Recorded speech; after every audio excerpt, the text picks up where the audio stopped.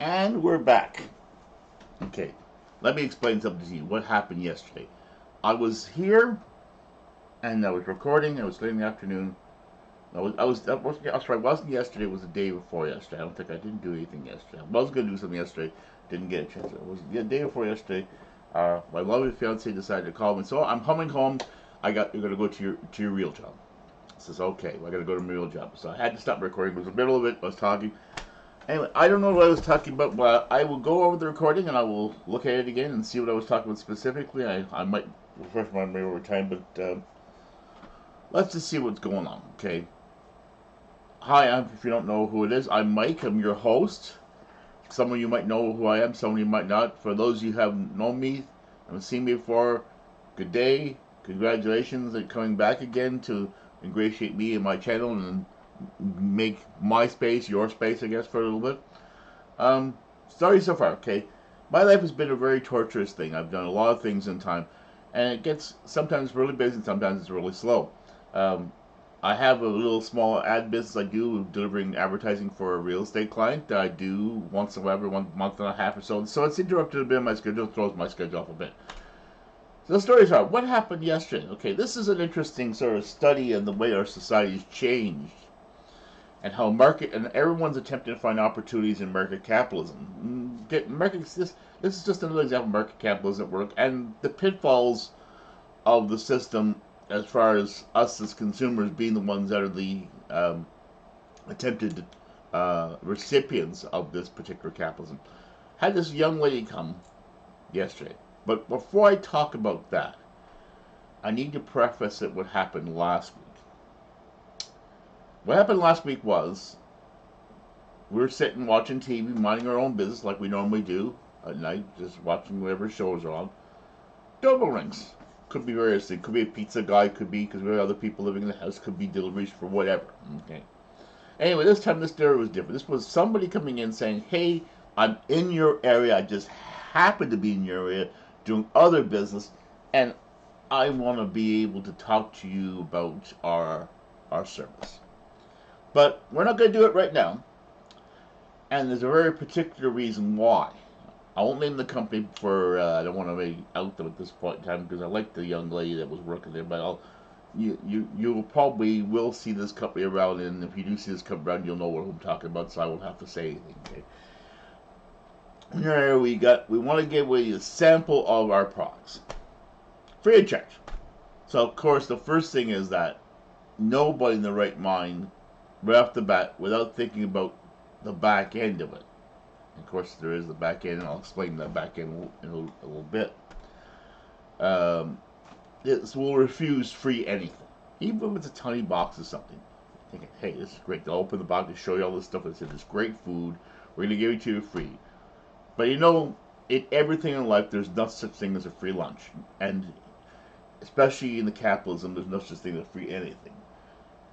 Free means gateway. Like, if you've ever looked at the circumstances like when someone gives you, like, you hear the story about people getting addicted to drugs, for example. Well, usually what happens is the pimp or dealer around the neighborhood needs new customers. So what he does is he gives a free sample. Knowing full well that if you're going to take the free sample, you're going to get addicted to it, and you're going to want more, and then you'll start paying. Now you take it a small market. It's basically think of it as the loss leader of the drug narcotics industry. You put a free sample out there, person gets hooked, and then before you know it, not only they're sitting buying it, but they're probably selling it for you on top of that because they need money to buy for it because it's such an expensive product. They start working for you, and before you know it, you're making big bucks just for that one free sample. Think of this as almost the food version of a narcotic. Yeah, but here's the catch, though. They are a little bit more vertical as opposed to waiting for you to get hooked onto it. They want to make sure that they have an opportunity to explain to you why you should be buying stuff from them. And in order to do this, they give you the free samples, the gateway. Now, how it works is the gateway drug is basically meant to be something you consume, they hope, during the week before they schedule their appointment, which I'm going to get to in a second, just to actually speak to you, because obviously they have to pitch it. But they need to get that introduction to the door. So they give you the free sample on the premise that here, we're going to give this to you, blah, blah, blah, no cost or obligation, but And here's the but part. We have to come in and do a presentation for you to tell us how great our fantastic our service or product is. No obligation. You don't have to buy anything at all. We want to do our pitch. But here's the other catch. You have to sign a waiver in the bottom saying that if you were at the time during the presentation, either you don't, oh, sorry, if at all during the time between now and the presentation, you decide you do not want them to come back, fine. They're going to charge you $163 for what you bought for the free meat.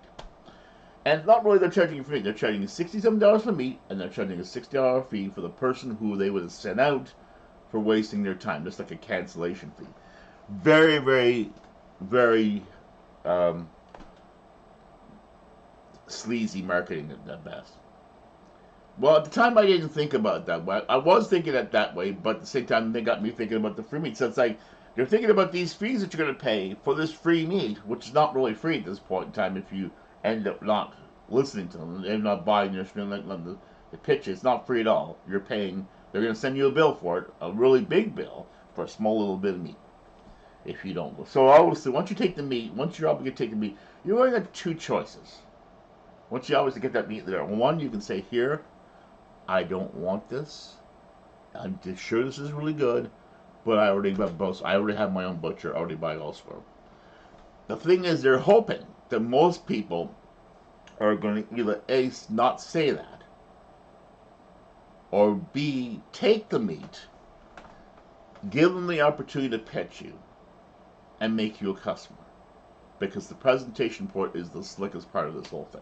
Okay? So I did the latter. I had the free meat. I wanted to see what this stuff was about. I've been looking for her to buy, because first off, at this point, I don't know what the prices are. I don't know. Maybe this is a really good deal. Maybe this is really great, and this is an opportunity I'd be missing out on. Absolute fantastic opportunity. They don't give you at any point in time what the prices all this stuff is. They pitch you at all the great things about that. It's fresh frozen. It's free for any buys. It's great. It's great. It's animal feed, grass fed, as opposed to all these great. They pitch you all the things that the buzzwords of the industry that people look for, especially the people looking for healthy diet. And the thing is, not no moisture added, kill all this. They give you a general sort of synopsis of what your presentation is for, to get you to say, okay, I'll give this a shot. Okay, fast forward to this week. I get a call then followed by a text message saying, hey, this is so-and-so from the thing. Remember that appointment you made? We want to know if you're still going to want us to come in. Because the fact is, they were assuming at this point in time you probably have eaten the meat. So the fact is, now you're in the hook for it. I didn't. For a couple reasons. One, because I was busy. Another reason, I was just thinking to myself, well, if I can just hand this meat back and say, listen, I'll give you the meat back and you can take it and pitch it to somebody else, and sorry to bother you, have a nice day. Now, I did some research and I'm not really interested. I don't want to waste my time. I don't want to waste your time. I want to waste my time. Here's your meat. You can pass it off to somebody else. I haven't touched it at all. It's completely secret. But I didn't do that, okay? Because for a couple reasons. One, first, they may not want to do that. They might not let me do that. I mean, I signed a piece of paper. They still charge me for this meat, so why am I going to send the meat back? So I let her do her pitch. And it was a good pitch. Really good.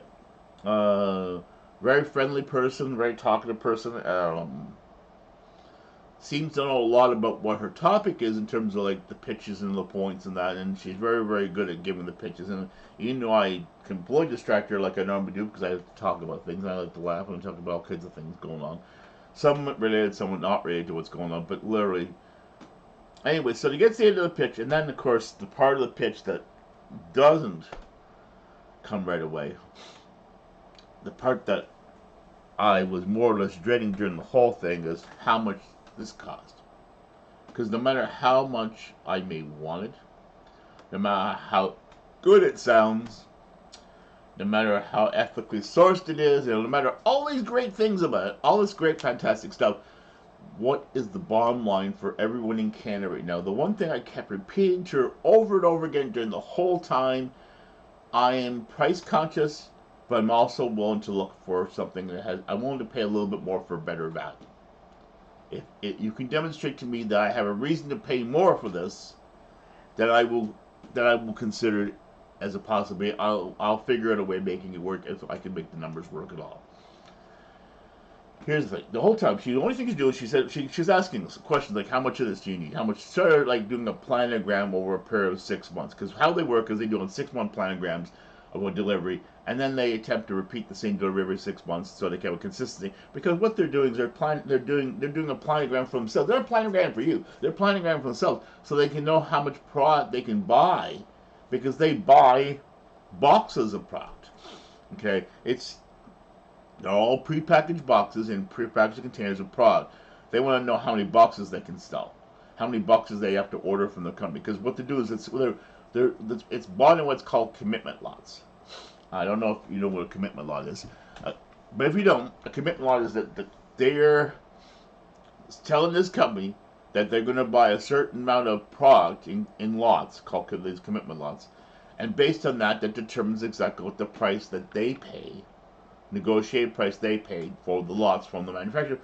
It's a good system because it guarantees that the farmer knows sustainably exactly how much product they're going to move at any point in time, how much volume they're getting. They can planogram their income. They can planogram how much production they need to have, and so forth. And they can do projections about what the money they can project their income flow. Whereas most farmers don't have that ability. What happens is it ends up being that the basically sold on the open market by most dealers like Loblaws and all these other stores. They go to auction, they buy whole cows at auction prices. So it means you don't even know what the price of the thing is going to be, what you're going to get for the food until the day of the auction, based on per cow per thing. So you really have this. You have no clue. Okay, as opposed to an operation where you still have no clue to the auction, to the date it's sold, but you know with this type of thing that if you can get this cow and you know this gets X number of pounds of whatever off of it, of certain things, you can do a planogram based on how much of each section you can get, based on how much they're willing to pay you for each section based on their pricing chart. And that can determine exactly what each cow is worth literally before the cow is sold. They already have worked out a range it's worth between this much and this much. We can get this much and this much approximately, which will net a certain amount per cow based on what we sell it to these companies for. And the company buys it on the basis they don't buy it on the basis of the variance of the cows or whatever animal it is for the livestock. They buy on the basis of the per pound guaranteed rate that they get from there based on volume of business. And then, of course, they sell to you at the same per pound guaranteed rate. And then everybody's happy, apparently. So obviously, the more commitment units they get, the better the price they get. They don't pass that savings directly on to you necessarily. They pass some of it on to you because you're being a volume customer. You are paying per commitment unit much less than if you bought individual commitment units from the person themselves, obviously, because most businesses don't like dealing with a bunch of small customers. They rather deal with one large customer because it's a lot more work dealing with one small customer administratively and all that than dealing with one large customer that just buys a whole bunch at once. So the anticipation, since you're automatically given guaranteed money, that you're not going to pay as much for that as you would pay if you bought them individually and came back and bought this week and a week after and a week after. And on the fact that they have to hold the merchandise and such, so forth, or they have to make a spend over time like they make individual sales. Even if it's a month where they sell the same amount a month as they would do in one shot. The fact that they sell to you in one shot, it's one transaction, simple, easy done. They got them on their hands, and so of course you're expecting that you should pay less for it, and they're expecting that you're going to offer less for it. So simple as that. So, but here's the real problem. Nowhere along the way in this whole conversation do they ever talk about price per unit based on products to the customer. They never mention at any point in time what your actual cost per unit is. So you can get some sort of relative comparison compared to the open marketplace, how much more or less expensive it is compared to going out and making a comparable purchase at the supermarket.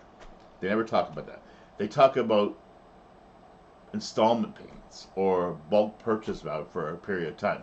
So they'll say they work it out over 6 months. In this case, they worked out 6 months and ended up working out. She had to go and play with a bunch of numbers because obviously she was desperately trying to sell us. We did set a budget. They went and figured out an initial quote budget, which we figured they were approximately how much they think I buy with this. They asked the general question, how much buy.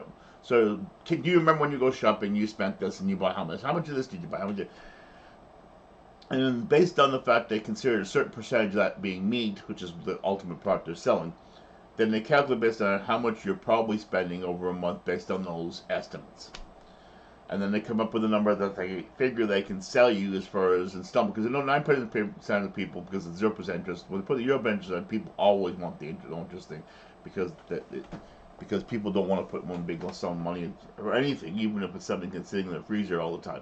So what you're doing is you're buying the food to warehouse it for yourself for 6 months.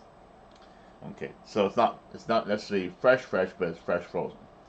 So because of that, they won't take it over time because then it's a guaranteed stream of income. That's why they only get. That's why they're only getting 0. But the thing is, why they're giving present interest? Think about this. It's because you're paying a certain amount for it. But that's the problem. They never tell you on a per unit basis. I'm sure they don't do this with the. I'm sure the supplier doesn't do this to them. I'm sure the supplier doesn't turn around and say, "Oh, we're gonna budget that each commitment unit box costs each average home box costs $700, and then you sell that box for whatever, and the more box, or we can." But the difference is when they buy it from them, even if they were to do that basis, they would probably have volume discounts buying more boxes because they're aggregating all their sales from all the customers they have, using all the salespeople to get the absolute best price to maximize profit. Because what they're doing is they're trying to guarantee the supplier a supply chain. They're trying to guarantee themselves a minimum price chain, and at the end of the day, they're attempting to supposedly save the end consumer, the person that ultimately gets this thing money. And because of that, they'll put it over. They'll take it over time because what happens? The farmer's getting paid right away. He doesn't have to wait.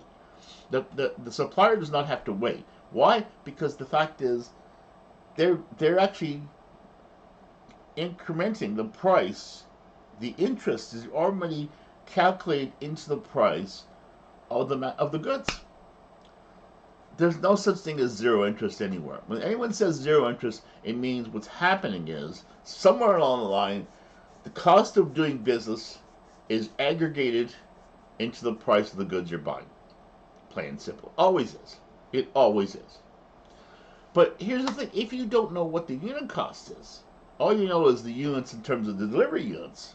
So if you get 6 months worth of whatever, and she didn't really go over detail what she very quickly.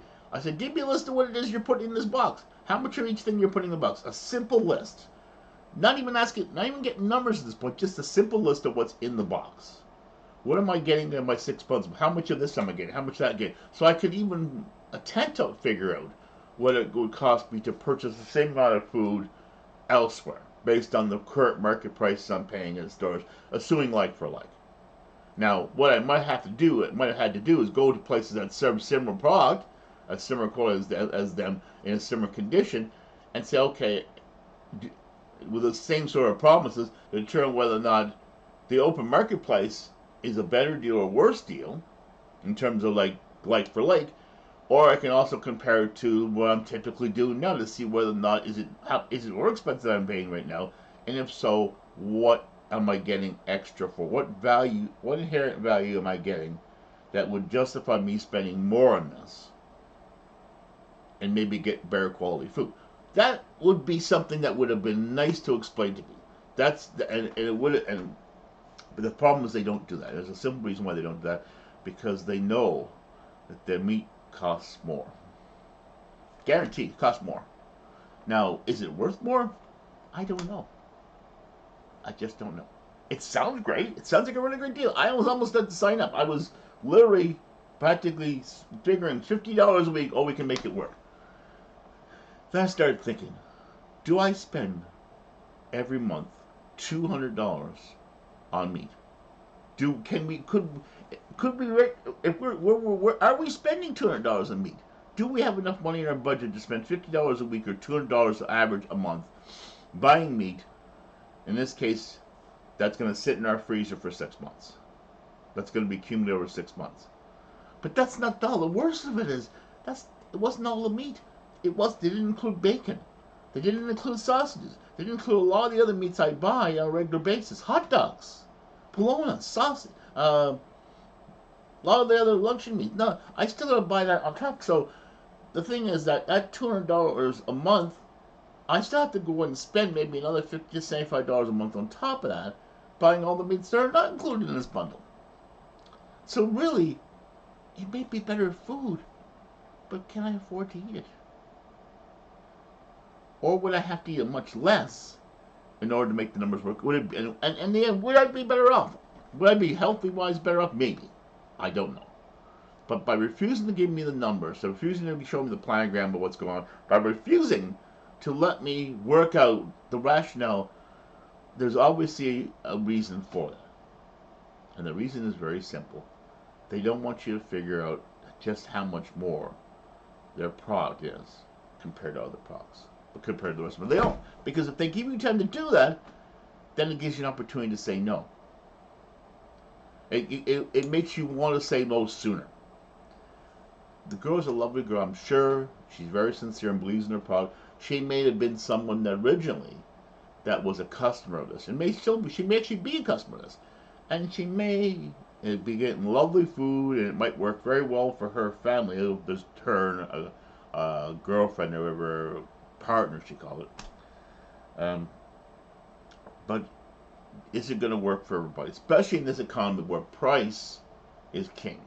Now, like I said, I prefaced it by the fact of saying I'm a value person as opposed to a cost person, making a distinction that I will pay more for something that I think is worth more, that has more inherent value to me. The value proposition is more important than the ultimate dead cost. I'd rather get something that's a little bit more expensive, that's better quality, than something that's really shitty and cheap and is crap. But even now, the economy being so tight, price sometimes rules over quality. I look for the best quality I can for the lowest possible cost, just like every single one of us do normally.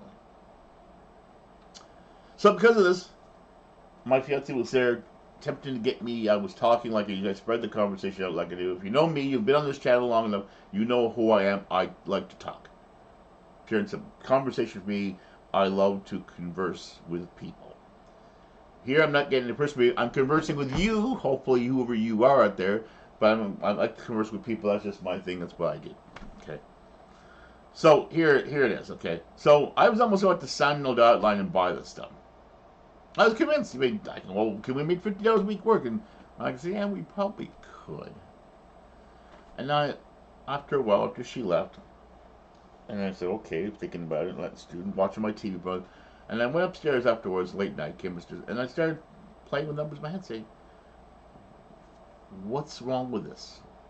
What is making me hesitate towards it? What's making me sort of a little bit eerie about it? And then I thought about these typical points I just discussed with you now. And like I said, again, I'm sure the food is great. The fact that it's vacuum sealed, there's going to be people that will buy it, that will perceive it being worth it to them. Many of these people are probably buying much better cuts of meat than I'm buying, which means it probably is a pretty good price for them comparably with the convenience of delivery. So it means you don't have to pick up the store. You can sit in your freezer. You can have whenever you want to. It's there. You can plan your meals around it, etc., etc. It's good for people with busy lifestyles because it's vacuum sealed. You can just take it whatever you need and just make it up. You don't have to go through the whole portion of breaking up and repackaging and so forth. It's great for them, but for the majority of people right now who are struggling, who are considering losing their house because the interest rates go high, people that are homeless, it's not for them. It's not going to be for them. Even if all the arguments he said about it being better for you, better quality, better this, better that, ethically, all this stuff may resonate with you and may make sense to you. Ultimately, at the end of the day, it's all coming down to you have to eat, and you have to eat what you can afford to eat, whether it's good or bad. And you hope and aspire to get the best quality food you possibly can. You always do. But ultimately, price becomes very, very much part of the equation. And this is a result of Justin Trudeau's Canada. Justin Trudeau's Canada would have never allowed market capitalism like this to work. And it's not going to allow. I bet they work very, very hard to attempt to sell people on this principle. So they figure that for the number of customers they get, I suspect they probably have a rejection rate of customers to, I'd say 1 in 5, they actually accept it. 1 in 5. And they figure based on the fact that they're giving away this meat, which is obviously not costing them the $65 that they're saying the value is. It's already inflated right off the bat because it's part of the guilt. And when I looked at the package of meat and how much meat is in there, I don't see $65 worth of anything. It might be. It might be like if it's salmon that's worth like $20 a pound salmon on the retail marketplace. Great. We know they're not paying $20 for it. Of course they're not paying $20 for it. It wouldn't be sustainable for them to give $60-something a week away every single time to every person that rejects the offer. Even though it's the quote gateway drug to the whole thing. They might have a capture rate of 2 in 5. They might have captured 3 in 5. It might vary depending on the neighborhood. Might be varying the day. There might be lots of people in this area that probably will go for this. And they specifically target places that have large enough houses where they figure that in most cases, if they've been there long enough, they have the money to afford this particular thing, and then they can easily sell them based on the things that all the ethical start saying. But there's one thing that they keep. There's one thing that I realized that they really forgot in terms of their ethic thing. It's very simple. Everything's wrapped in plastic single bags. In a world where everyone is so concerned about the environment, in a world where everyone's concerned about bleaching of plastics and the propagation of plastics, they broke the one cardinal rule of the nerd yuppie culture. Never put it in plastic. Simple. Now, I know plastic's simple. It's good. It doesn't leach. It prevents contamination. I understand that. You don't want cross-contamination. So from a safety point of view, plastic's probably the best way to go in terms of the type of thing. But then there's got to be a reason why they're using plastic. The best reason I can just besides that is the fact is that it's convenience, because they're not selling to the people that are worried about the environment. They're selling to the people that want convenience. The people that don't care about how much plastic's in the packaging. But here's the other problem. When they tell you the source of all the meat is coming from, they don't tell you the places. They tell you the names of the companies. And that left me for a pause for a cause. The fact is, we have lots of great farmers in this whole region. We're in Ontario and Quebec, a large agricultural farm region. We got the Atlantic region not too far away from the side. We got the Pacific way too far over there, but it's there. But we got lots of farmers in this country. A lot of local producers are struggling right now to make amends meet because what's happening, manufacturers and companies like Loblaws and Loblaws companies are paying as little as possible for meat because to maximize profit. They always will. They're taking advantage and exploiting the fact that the economy is bad, and they're making a lot of money off it. Now, they pass some of that savings on to the consumer, I'm sure, because they have to in order to get the sales, because the fact is they're working on the basis of volume. They're working on selling a lot more than these guys are. They're working on much higher volumes than they are, because these guys are a startup pod company. They're a multi-billion-dollar corporation. So they're buying much more meat. But what they've done is they also need to find more efficiencies in terms of being able to sell and package it so they can maximize profit. And obviously plastic baggies is not it. Putting them in cheap styrofoam containers wrapped in the thin bale plastic is the way to go. And of course, like I say, most people don't look at the date that they don't have on the date it was slaughtered. They don't have the date that it's been sitting there for. You don't know all these things. Matter of fact, I asked the girl, I said, do you have date codes on your packaging to tell exactly when that package was packaged? And she said, no, it's on the box. But what happens if a piece gets out of the box? I don't know how long it's been there. Now, of course, they say it's guaranteed for 18 months. It probably lasts in packaging for 24, but we can't say that because we're not allowed to. But still, I don't know how long it's been there. I can't tell between if I am taking that box, because most people are not going to put the boxes in their fridge. It's not very viable composition to put boxes. You got all these boxes, pull these boxes, pull the box. A lot of people will take the boxes and break them loose and put them in their freezer loose. And once you do that, you no longer know, unless you mark on every single item what it is that's priced. Why can't they do it? They got this plastic pack. All we have to do is slap. Just label each package with a date. The date that it was packaged. On a little white part of the tab of the plastic. So the customers know exactly when it was packaged. They can even put down what the product is, because how many times you went in the freezer and you had something loose in the freezer and you have absolutely no clue what it is? You don't know if it's beef, you don't know if it's pork, you don't know. When you look at the packaging, certain meats look very similar to each other. Certain cuts look similar to each other. I mean, beef is beef. I mean, how do you know which part of the beef is unless you are really a connoisseur looking, oh, I can tell that's a strip loin or this or whatever. Most of us don't know. So I like to pull things out. I'm not sure exactly what cut it is sometimes. I always know it. Sometimes I can guess it right away. It's very distinctive. Other times I don't. Leaving all this information. How hard would it be to do that? Okay. And like I say, a packaging thing. If you're packaging things locally, why not use butcher paper? What was wrong with butcher paper? Butcher paper was perfectly fine back in the day. If there's no blood in your meat, if your meat is fairly low on blood, like she was saying, they package meat in the store. The reason they do it is because they put blood into the meat to get it local. Well, yeah, they probably do. The retail industry is notorious. If you get meat with a lot of blood in it, you know that it's been packaged in blood on purpose to sustain a color. I mean, it's the biggest single trick in the industry. You know, it's like, especially with hamburger. Hamburger is the poor man's meat of the industry. Now, I'm talking about what they call ground chuck or whatever, the stuff that people make into whatever hamburger hopper. This is the meat for the poor people. The meat for the rich people is the fine cuts of meat that are not as bloody as others. They're the most premium cuts of meat. There's the rich man's beef and there's the poor man's beef. There's the rich man's pork and there's the poor man's pork.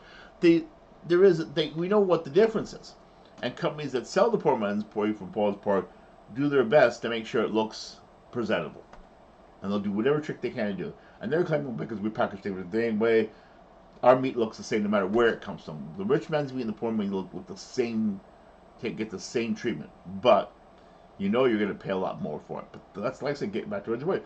They never said at any point in time, not only the quantity of things I'm getting, but even though there's just gave me the list of all how many pounds. She went through them very quickly, so I'll get it. And she begrudgingly was kind of writing it on thing by hand because on their screen they have it on a screen on their computer, so they don't they're already doing your order sheet. They're already working at your order right in front of you, but they're not telling you until you saw the dollar. Once you see the dotted line, then they'll tell you exactly what you're getting in the package. They won't tell you how much you're paying for the individual items in the package. No, sirree. They're just telling you what they're giving you in the package. So you have no idea what you're paying for, what you're paying more for, what you're paying less for. You don't know. You just have to sort of trust the process. So as a result, I think I'm going to look around.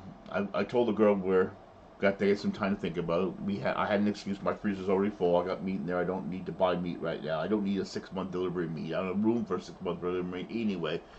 And on top of that, since I would have to figure out exactly what meats I don't get in this box as opposed to what I would get in this box, I still have to buy those particular items separately on top of the $200 a month plus I'm paying for the thing. So I think I'm going to look at myself. I'm going to talk to alternatives, people that offer many of the same things this particular person was, but the difference is are willing to tell me how much I'm paying for it. To explain to you that they're not afraid to tell me why their meat is this much more expensive. Tell me what the value is to me, and then I know on a basis, depending on, I can determine what I can afford to eat. Can I afford to eat New York steaks every week because they're a good price, or do I have to put the box basically full of hamburger? Am I a hamburger person or am I a steak person? That's literally what the scale is, and based on what the cost per unit is, it's very simple. You can figure that out. But when they don't tell you what the cost is, and you're just paying a fixed cost on, how much do you know how much meat you're getting? Do you know how much value you're getting? Do you know how long it may last for? You may decide you want steaks all the time and not want this, and then you run out of steaks, and then you got to go back to the hamburger.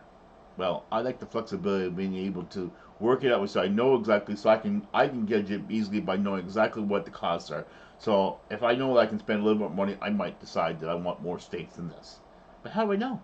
Because I don't know what they cost to begin with. So anyway, I'm going to end this rant for today. I got work to do.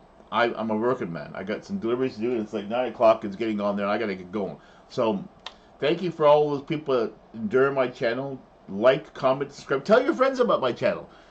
I'd love to have more people. Right now, so I'm filling in my bedroom, unfortunately, because my lovely fiance's son, who I was kind of adopted as my own, is living with us, and he's taking over the basement. He's taking over my office there, so it's really kind of hard to be working down there because he might be sleeping down there. That was my original studio is. I hope to eventually get back to it at some point in time, hopefully if things go well. with everything else. Hope maybe people sponsor my channel and or start. I'm finding ways to monetize this channel so I can actually make some money and make a living off this channel. Then I can actually open up a proper studio and do all the things that I would love to be doing right now that I'm not doing right now, instead of just talking to you. I mean, I love to talk to you, but I would love to make money too, because thinking about monetization, thinking about money, everyone needs money. Even the person sitting on YouTube like me needs money. But the problem is I gotta build an audience. So you're my audience. You're the people that tell me, am I telling you things that are interesting? Am I entertaining enough? Am I informative enough? Is there something more I could do to make you happy? It's like, let me entertain you. Let me make you smile. You know, it's a show, because YouTube's a shit show. There's lots of people out there with lots of everyone could be a star on YouTube. Everyone could be a star, but being a star takes a lot of work, and part of that work is to produce compelling content for you, the viewer, that you want to watch. I mean, otherwise you could just be a content creator yourself and do the same thing I'm doing. Takes a little time, a little energy, not very expensive anymore. I'm using a Logitech 920 webcam and a computer. Not a big, huge, fancy studio like some of these people. Matter of fact, I mean, you notice I don't got my boom mic, but when I get downstairs, all my other gears downstairs, I'm working off the webcam, the microphone, which is actually not bad. I mean, I'm pleasantly surprised with the quality recordings of that, just for spoken dialogue. Anyway, I need to wrap this up. Like, comment, subscribe, tell your friends. If you don't like it, tell me at info@endtimemedia.ca. I'm going to start putting links on there and start putting some posting the information on the screen, because I know that a lot of them put on screen display stuff, and I'm going to get to do that. I didn't do it today, I didn't get a chance to. And hopefully you'll see you next video. I'm going to post this probably tonight sometime. So today is Thursday, so it'll be Thursday, August 24th. Hope to put it up there, and I hope to see some of your comments in that. And like I said, if you really like the thing, tell others. Let's get the ball rolling, get the discussion going. Maybe we can have maybe you can get to talk to us, and maybe the other people can go through and rate to my experiences and that, and we can find out we can go through this journey of discovering this lifetime together. Anyway, that's my show today. Thank you for watching. Have a great day. Talk to you soon.